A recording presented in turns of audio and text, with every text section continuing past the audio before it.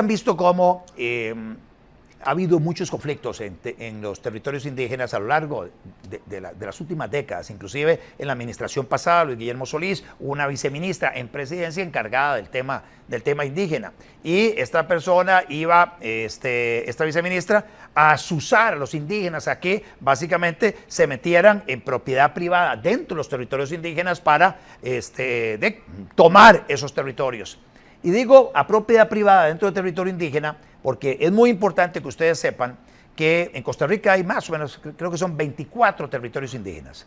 Y estos territorios indígenas tienen su origen en la ley indígena, que es una ley de más o menos 1977, que desde un escritorio en San José se dijo, bueno, aquí el territorio indígena Talamanca-Bribri es el territorio indígena Boruca es tal, el territorio indígena de Cabagra es tal, el de Hojarras es tal, el de Salitre es tal, etc. Y entonces delimitaban en una hoja cartográfica el área donde supuestamente iba a estar ese territorio indígena. Y luego se dijo que ese territorio indígena, o sea, la propiedad que contenía esa delimitación, era una propiedad que primero iba a ser de uso colectivo para los indígenas que viven en esa zona.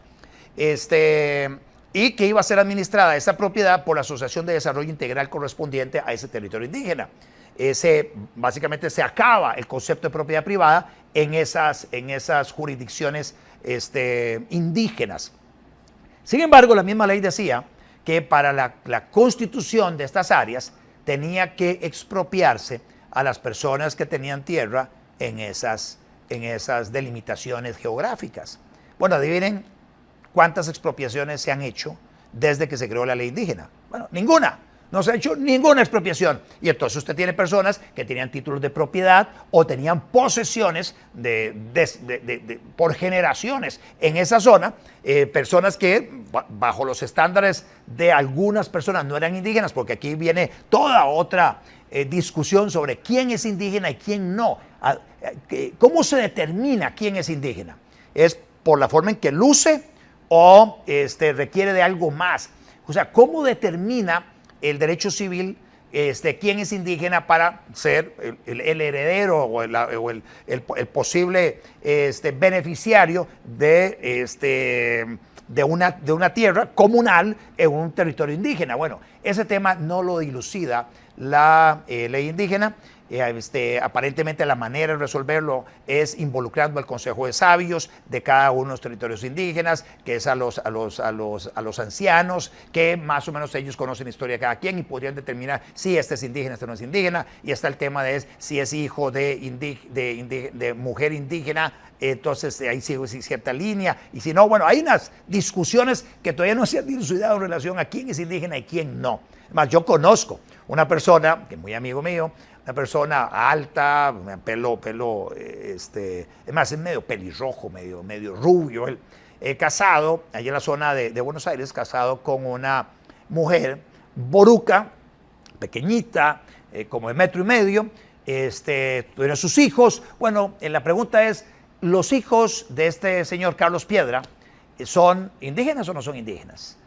Porque Carlos Piedra es bien blanquito, que no había nacido en el territorio indígena, se casa con este indígena y entonces con esta persona, que es básicamente una persona que ha vivido en esa zona boruca durante todo su tiempo y que usted la ven y dice, bueno, sí, de acuerdo al concepto que tengo yo de quién es indígena y no, esta señora sí me parece que es indígena. Y entonces, bueno, se casan, tienen varios hijos y viene la disputa de si esos hijos son indígenas o no son indígenas y qué derechos tienen como tales. Bueno, el tema muy rápidamente con los territorios indígenas es que se les obliga a vivir en propiedad colectiva. Es como si recordar cómo eran las cosas en China durante algún tiempo, cómo eran las cosas en la Unión de Repúblicas Socialistas Soviéticas, cómo eran las cosas en Cuba, donde no hay propiedad privada, la propiedad del Estado, en este caso la propiedad de la Asociación de Desarrollo Integral, no hay posibilidad de heredar, no hay posibilidad de fraccionar, de vender, de hipotecar, nada de eso.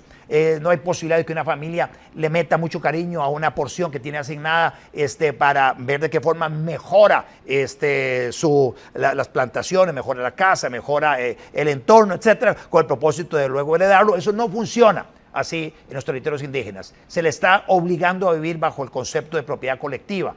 Y eso me parece que es una arrogancia y basada en prejuicios muy fuertes de quienes estuvieron detrás de la ley indígena, diciendo que esa es la forma en que los indígenas deben vivir, porque supuestamente quienes hicieron eso dijeron, es que ellos han vivido bajo un esquema de propiedad colectiva, entonces nosotros, acá los no indígenas, vamos a obligarlos a ellos a vivir bajo un sistema de propiedad colectiva.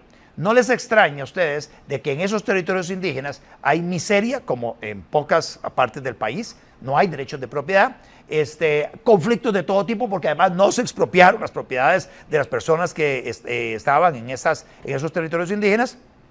Disputas de todo tipo, inclusive ha habido personas fallecidas en esas disputas de tierras, quema de ranchos, peleas de machetes, etcétera, y gobiernos asusando a indígenas a meterse en propiedad de personas no indígenas dentro de un territorio indígena, propiedades que no han sido expropiadas. Menciono todo esto para contextualizar una buena noticia también, y es que finalmente, luego de varias décadas, el gobierno destinó unos recursos para expropiar a unas personas dentro de algunos territorios indígenas. Me refiero a territorios en Guatuso, en Cabagra, dineros del INDER, que supuestamente la ley están dispuestos para eso, se están destinando para pagar algunas de estas tierras, lo mismo que unos dineros en el MAC. Son como 3.200 millones de colones que se van a utilizar para eso. Lo que correspondía es, si no hay dinero para expropiar, que es la misma regla que se aplica para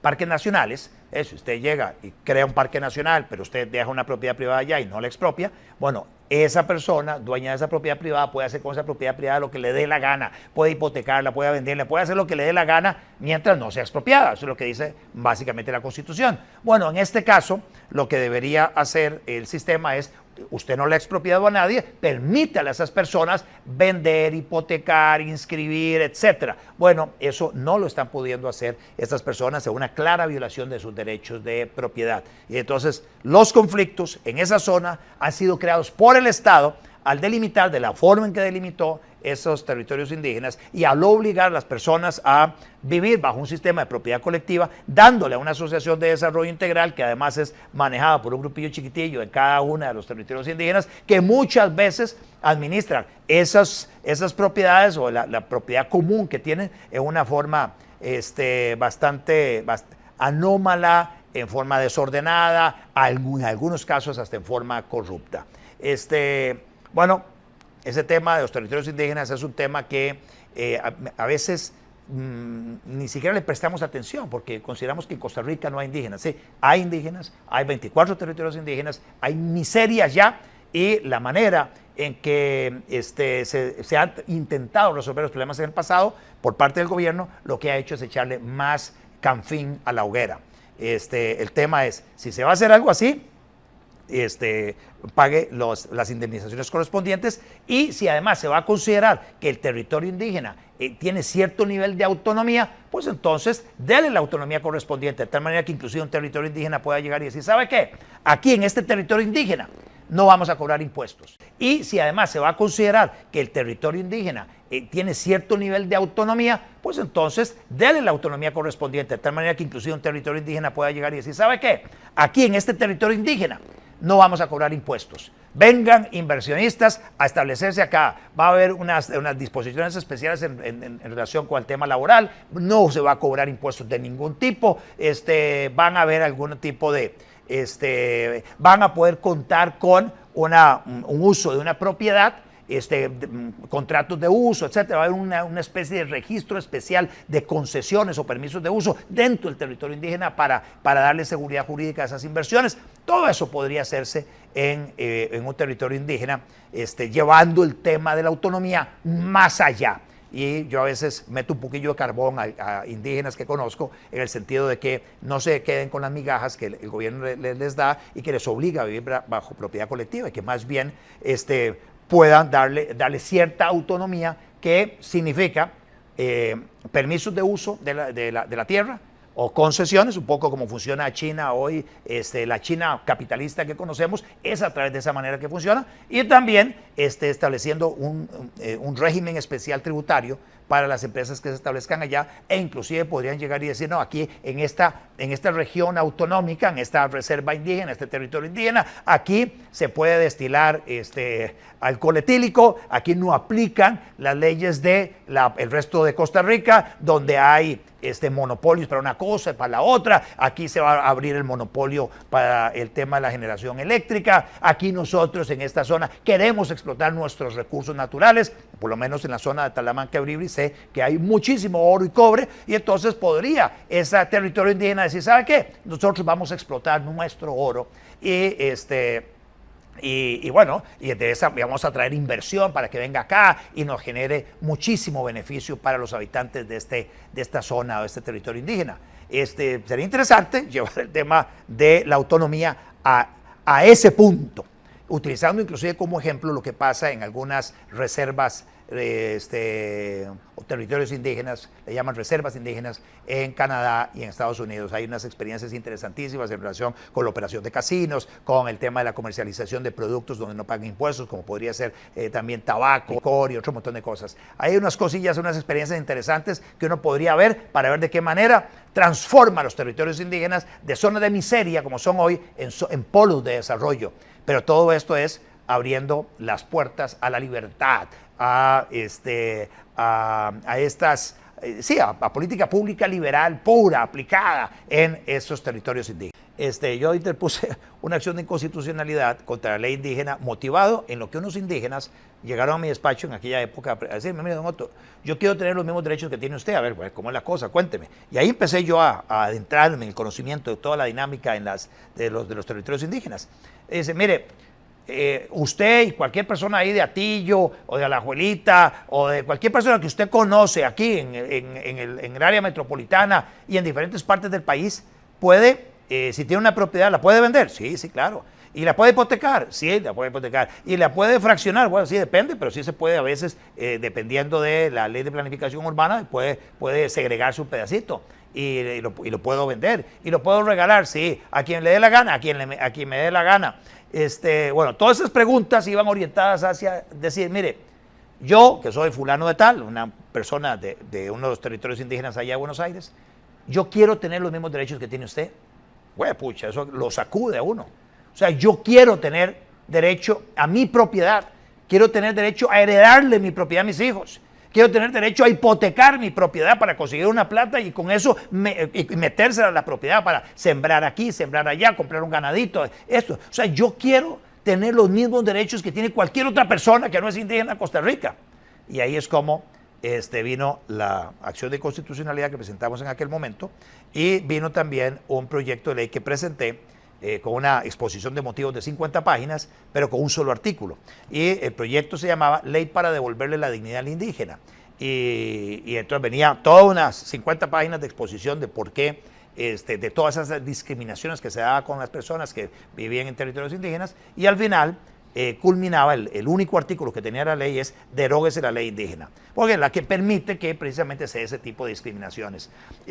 Bueno, obviamente el proyecto no caminó mucho. La Sala Constitucional, en aquel momento Rodolfo Pisa Escalante, que había participado como diputado en la redacción de la ley que se aprobó en el 77, ley indígena, bueno, desde la Sala Constitucional señaló que no, que mire que el convenio 169 de la OIT y que la ley indígena y que esto y que el otro y que el derecho consuetudinario, etcétera. Entonces dicen, no, eso se mantiene de esa manera, así que los indígenas alados a vivir bajo propiedad colectiva. Eso fue lo que señalaron en aquel momento. Y de ahí entonces es que desde entonces yo le estoy metiendo carbón a indígenas para decir, ok, bueno, ya les dijeron que tienen que vivir bajo este sistema, entonces lleven el nivel de autonomía al siguiente nivel. O sea, de verdad, hagan de esos territorios autónomos o con cierto nivel de autonomía que les permita atraer inversión, dar un sistema de propiedad y de uso de propiedad, muy como funciona en el régimen chino,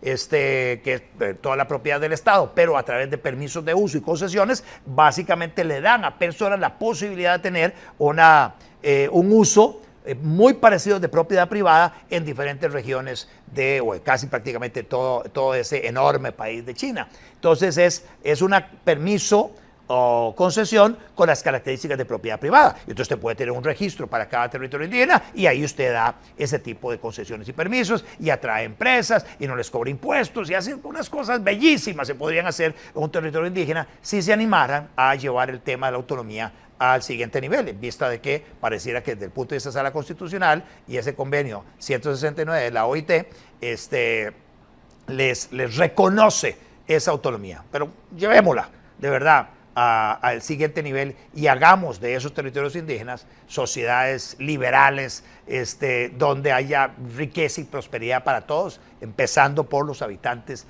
de esos territorios indígenas y aquellas personas que, sin ser indígenas, quieran ir a residir a estos lugares de mucha prosperidad que se podría crear si adaptaran y adoptaran política pública liberal en sus territorios indígenas. Interesante, ahí se las dejo es una idea disruptiva que por lo menos les invito a ustedes a reflexionar y a pensar sobre ella.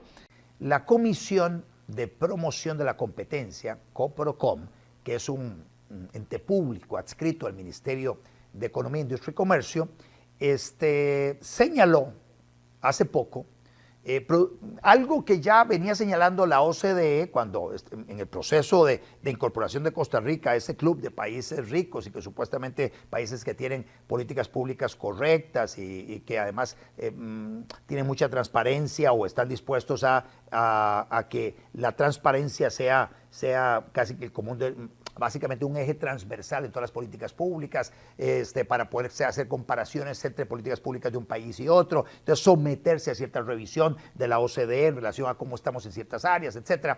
Bueno, cuando estábamos en ese proceso de incorporarnos a la OCDE dijo, mire, para que mejore el clima de inversión en Costa Rica tiene que promover la competencia en diferentes mercados que están hoy monopolizados. Eso, bueno, ya lo venimos nosotros señalando hace muchísimo rato, pero además tiene que eliminar muchos de los controles de precios que todavía hay en Costa Rica.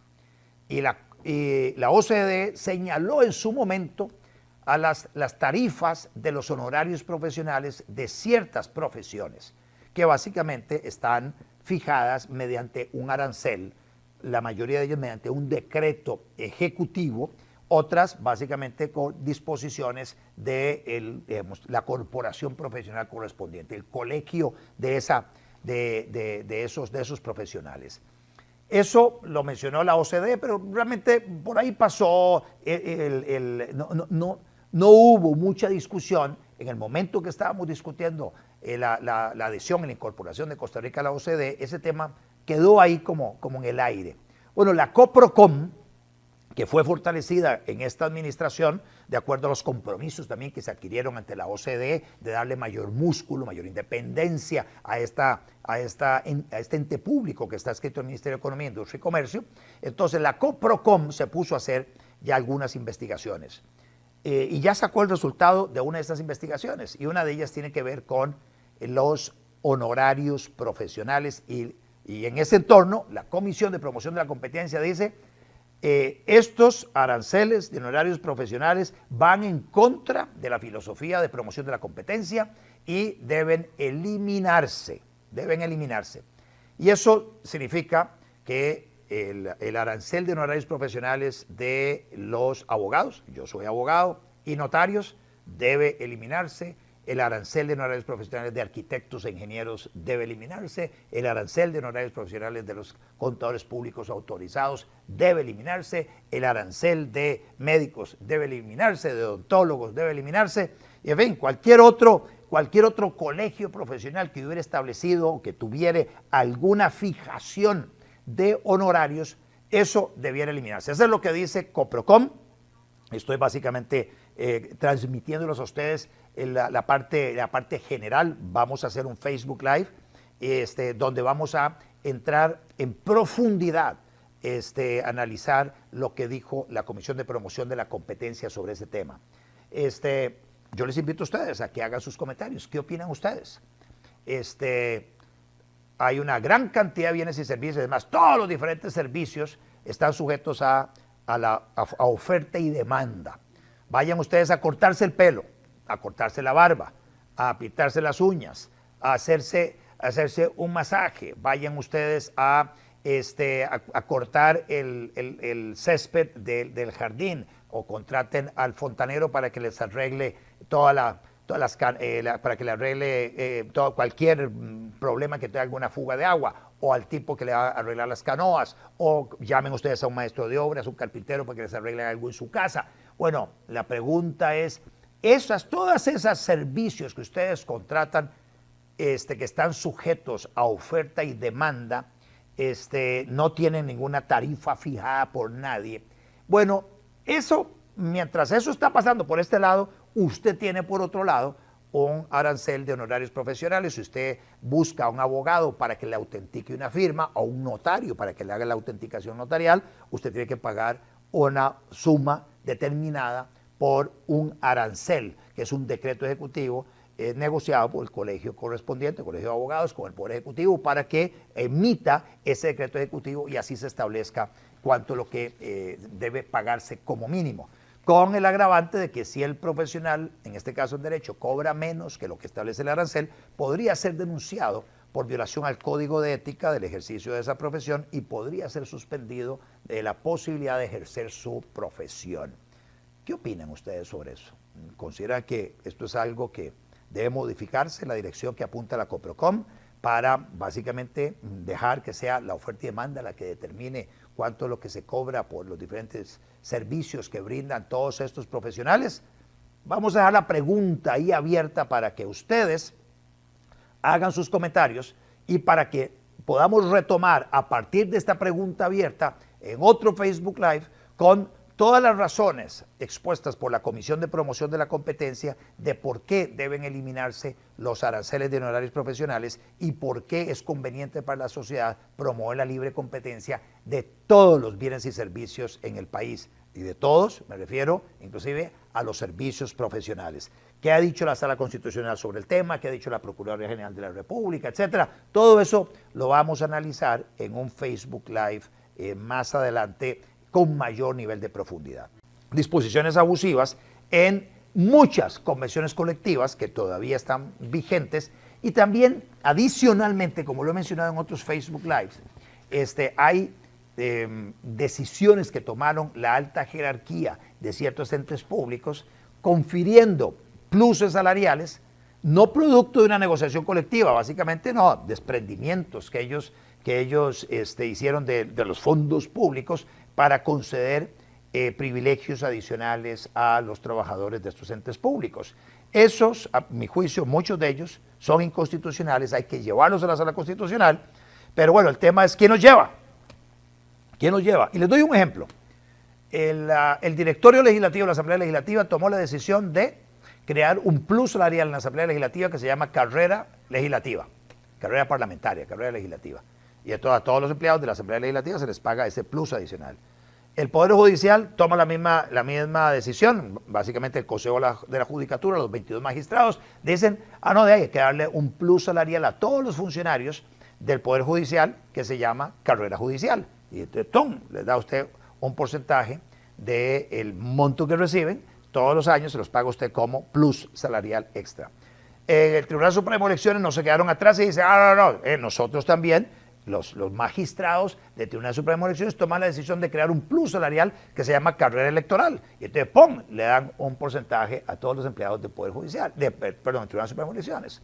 Bueno, ese plus no es producto de una negociación colectiva que se materializó en una convención colectiva. Por eso digo que esto va más allá de lo que son las convenciones colectivas. Esto va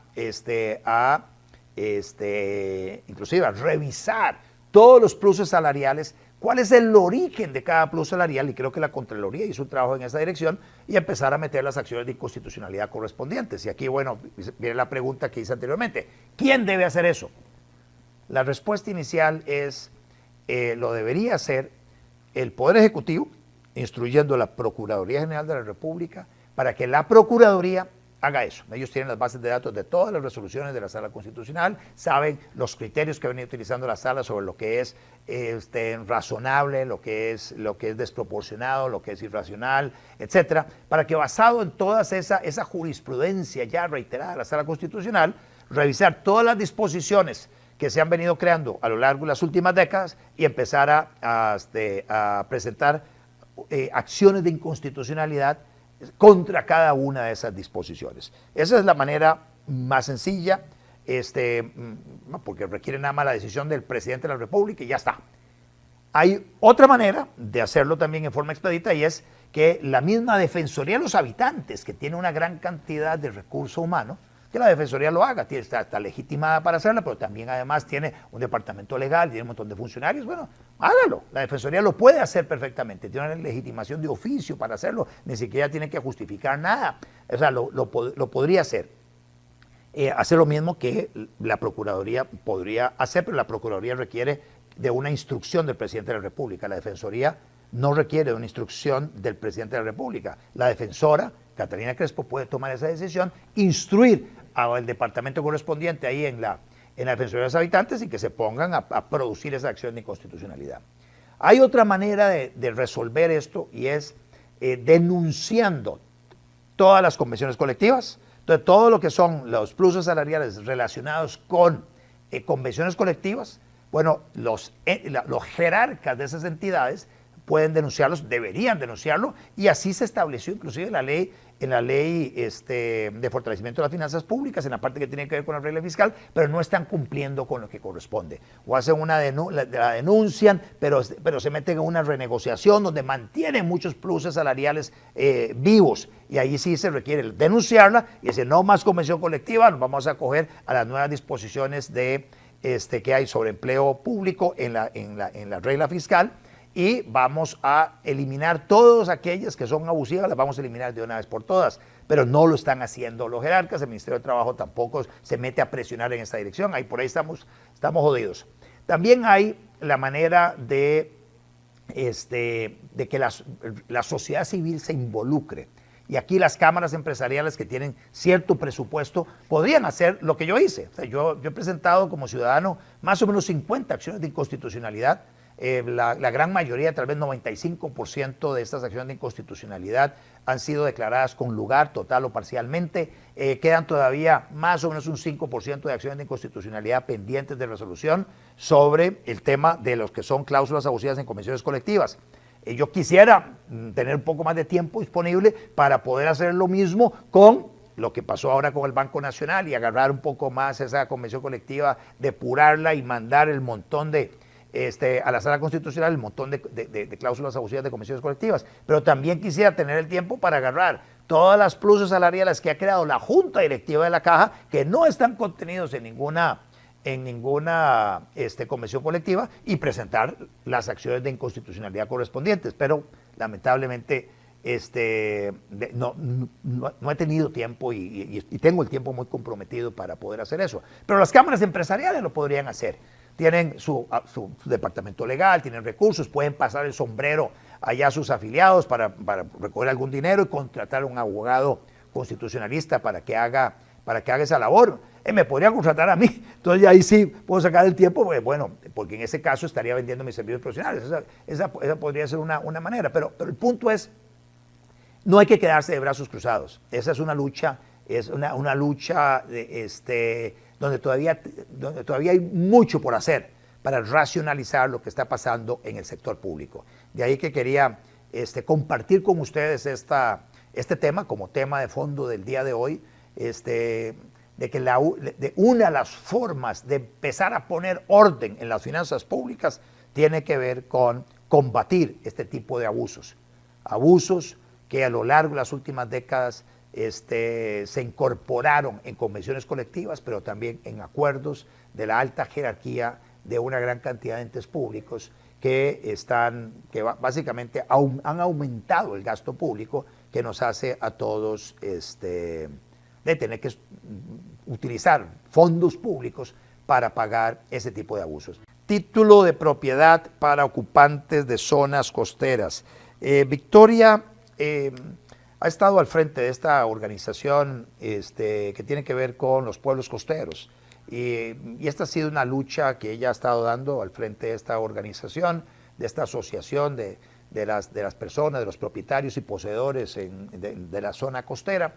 Yo he sido un promotor de la titulación de la zona restringida, la zona marítima terrestre, desde hace ya muchos años, y considero que en el momento en que se pueda titular la zona restringida, la zona marítima terrestre, dejando por fuera obviamente parques nacionales y humedales, en el momento en que se pueda titular esa parte, vamos a dar seguridad jurídica. Al dar seguridad jurídica van a aumentar los ingresos tributarios de las municipalidades, pero van a aumentar las inversiones en la zona costera. Y al aumentar las inversiones va a aumentar el empleo, y al aumentar el empleo va a reducirse la pobreza en esas zonas costeras, donde lamentablemente, a pesar de la belleza que la zona costera costarricense tiene, lamentablemente ahí se concentra mucha de la pobreza de nuestro país. Todos los entes públicos que requieren alimentos tienen que canalizar las solicitudes de alimento a través del Consejo Nacional de Producción. O sea que únicamente el Consejo Nacional de Producción puede proveerle los alimentos a las cárceles, a los hospitales, a los comedores escolares, en fin, a todas las dependencias gubernamentales que requieran alimentos, tienen que proveerse a través del CNP. Y nuevamente, el tema con el CNP es que el CNP va a comprárselo directamente a los productores, va a eliminar los intermediarios para que sea el precio más bajo posible y así democraticen la producción nacional, dándole el chance a un montón de miles de pequeños productores de colocar sus productos de esta manera a las entidades públicas que requieren alimentos. Pura paja, pura paja. Esto no es así, no ha funcionado así, y la realidad es que hay unos poquitos proveedores de las entidades públicas del CNP, y el CNP es el que luego le da estos alimentos a las dependencias que los requieren. Tan poquitos que en el caso de la carne salió una noticia recientemente donde una familia, sin tener una sola cabeza de ganado, sin tener crianza de ganado, no, o sea, no tienen una sola vaca, por ponerlo en esos términos, no tienen una sola res, no tienen nada de eso. Esta familia le vende al CNP hasta 1.700 millones de carne al año, 1.700 millones de carne al año, y no son productores. Entonces, ¿en qué quedó aquello que esto era para los productores? Entonces, bueno, esto surgió de una investigación que se está haciendo en la Asamblea Legislativa en relación con precisamente los costos. Ahí ven ustedes en pantalla la representante de esta familia cuando compareció a la Asamblea Legislativa y fue sometida a este interrogatorio, y ahí reconoce que ellos no tienen una sola vaca y que le venden 1.700 millones de colones al año al CNP en carne de res. Pequeña productora no es porque no tiene una sola vaca. Intermediarios son, claro que sí, pues si no tienen una sola vaca y venden 1.700 millones de carnes que son intermediarios. Ellos lo que dicen, no, es que miren, nosotros integramos unas cadenas de valor y tenemos identificados un montón de pequeñitos que nos entregan a nosotros, entonces sí es democratización. Bueno, aquí tenés claramente un intermediario. Y la pregunta entonces que uno se hace es, ¿por qué no se le permite a los